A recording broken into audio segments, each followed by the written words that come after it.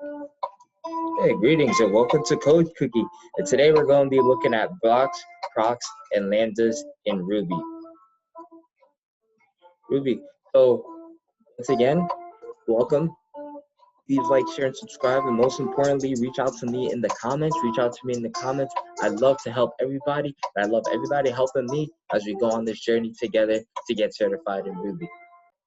Right? So and before I continue, let's talk about Ruby. Ruby is a programming developed in 1995 to be human friendly.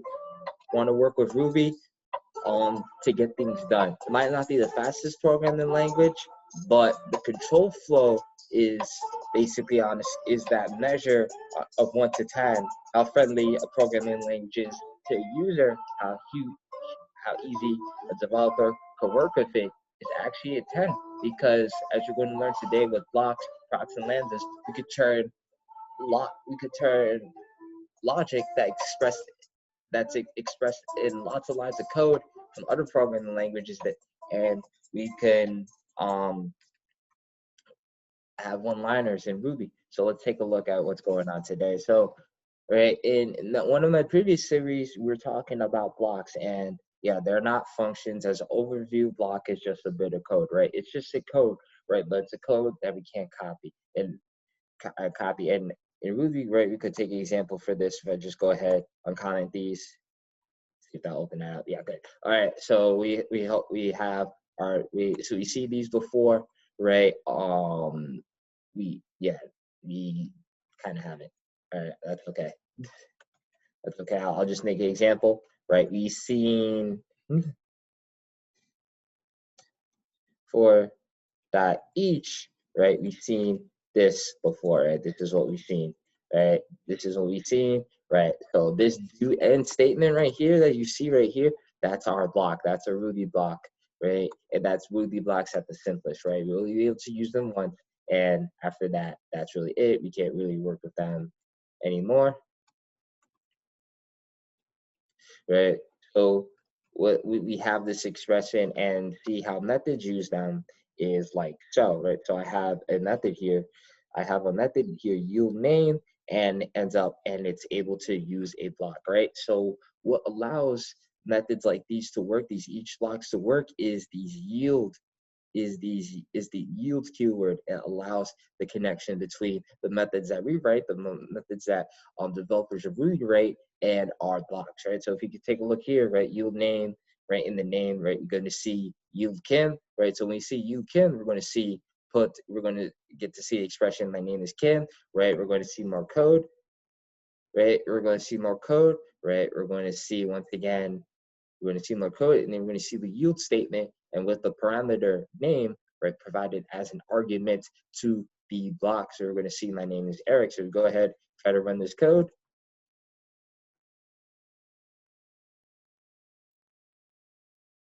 Right, we see her, right, my name is Kim, and then my name is Eric, right? So basically, you don't want to write a function, but you do want to repeat logic, right, when you use is code blocks. And yeah, and think about it, I think blocks are more difficult to set up over functions for that reason, right? So that is a Ruby block, and you can see that we have to repeat. This only executes once, right? If we want to repeat itself, we have to repeat this block. You have to copy and paste, right? You have to put this somewhere else in the code, right, and use it like so, and that could get tedious. This is what we don't want. Ruby, I said Ruby human friendly, and we're going to see how it's going to be Ruby friendly, not Ruby friendly, but human friendly, right? Human friendly with procs.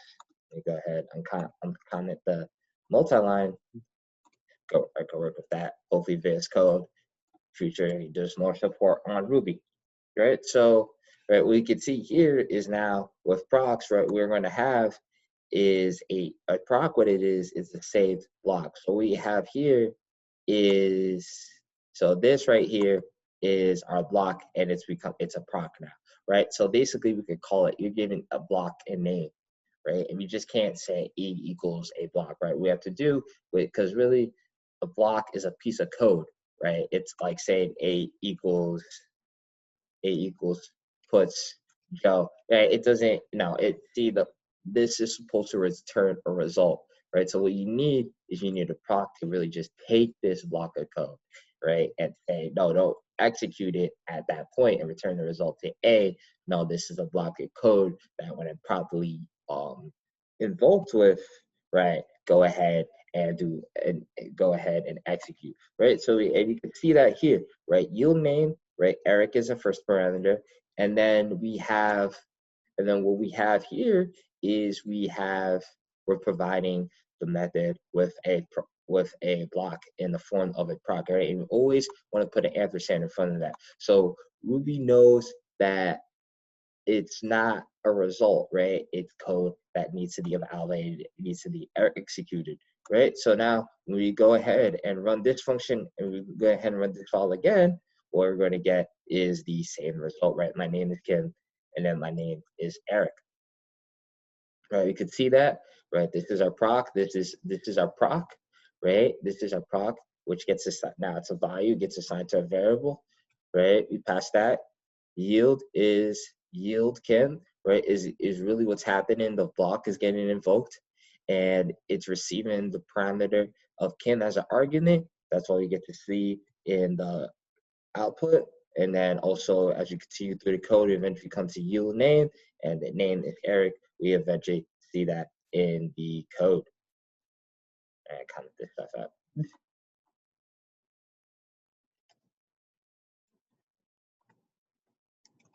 Right, so eventually see that in the code.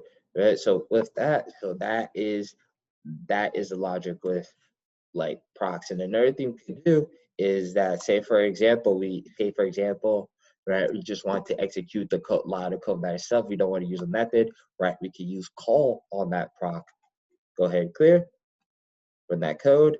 My name is Joe, and now we're able to execute that line of code. So really, it's really another function, but really what these are, I keep saying functions, there's really no functions in Ruby, there's methods. Really, it's another method, but what these are, they are blocks of code, and you should think of them like such. All right, boom.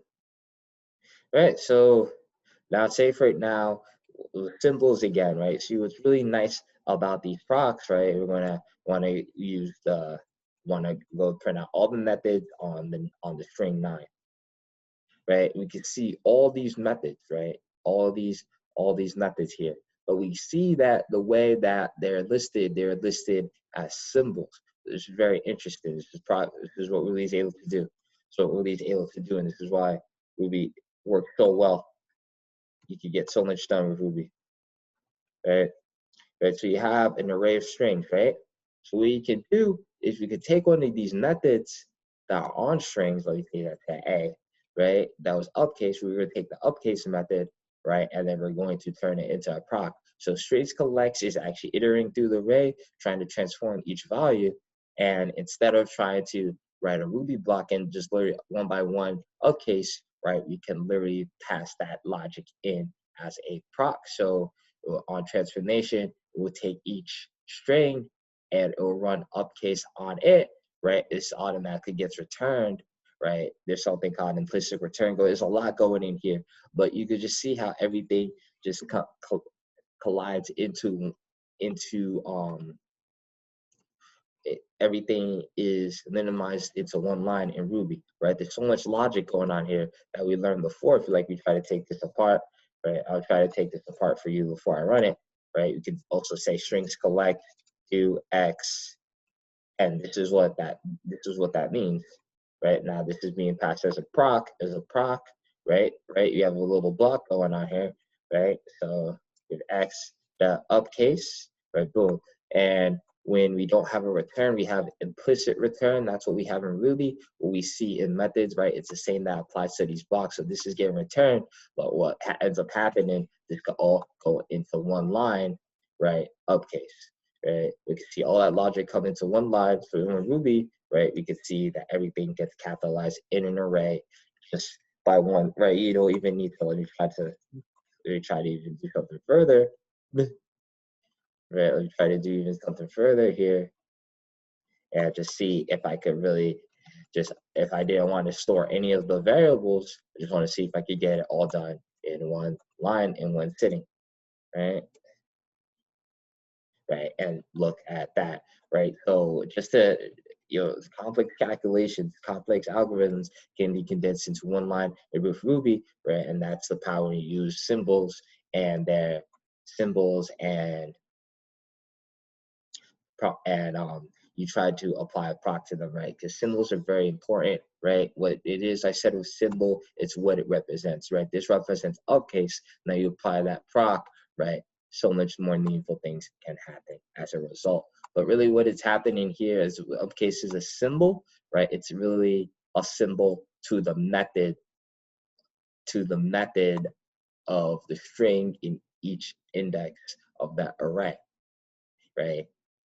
Since it's a symbol, right? Since it's symbol, uppercase symbol as a symbol symbolizes something to that string, when it sees it as a proc, it will automatically react like so, right? So that's just another way to, it's just another aside on symbols. Let's go ahead and continue, right? So now what we're doing now is we're taking a look at lambdas. So lambdas are just like procs, and this is how we go ahead and create a lambda. Right, this is how we go ahead and create lambdas, right?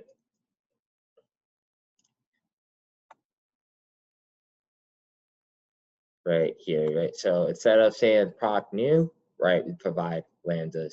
And then also just wanted to introduce that you could pass these, right? You could pass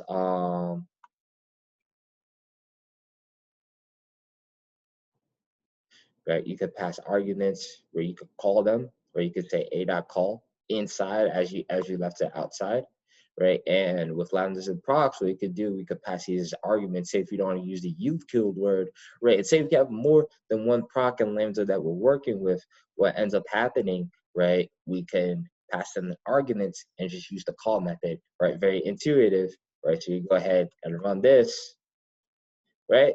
So we have just ran 3 different code blocks in a method, right? Very concise, very compact, very concise, very powerful, right? Very intuitive. What really does, right? And so lambdas and procs are really down to the same. However, to this one step, which is why I kind of rather choose a proc over a lambda, right? So Mm. So say, all right, so say we have a function, right? Batman, Iron Man, proc, right? Enter. So when we have a return statement coming from proc, right, it will return at this point, right? It's going to choose Batman over Iron Man, right? Because the proc will know to return at this proc, right? They said it's a code block. It's a code block right here. So once this code block executes, right, it's going to see it as part of the function. And on this call, what we're going to have is a return, right? So we see that Batman will win, right? So this proc really truly behaves like a code block. However, when you work with lambdas, what we find is that the lambda